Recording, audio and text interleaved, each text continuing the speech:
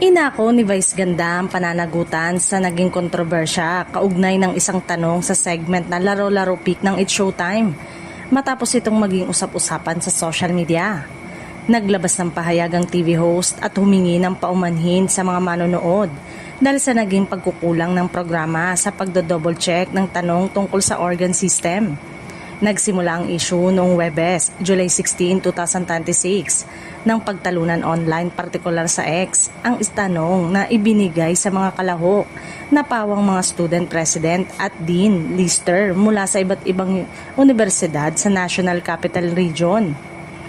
Maraming netizen ang nagbigay ng kani-kanilang opinyon at sinabing may mali sa impormasyong ginamit sa naturang segment.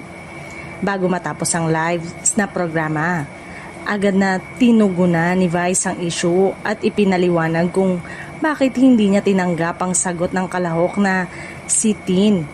Gayunpaman, hindi nito lubusang napawi ang mga pagdududa ng ilang netizen na patuloy na nagpapahayag ng kanilang saloobin at nagbabahagi ng mga paglilinaw hinggil sa tamang impormasyon. Kalaunan ay inirepost ni Vice ang usapin sa social media at kinilala ang naging pagkukulang ng production team.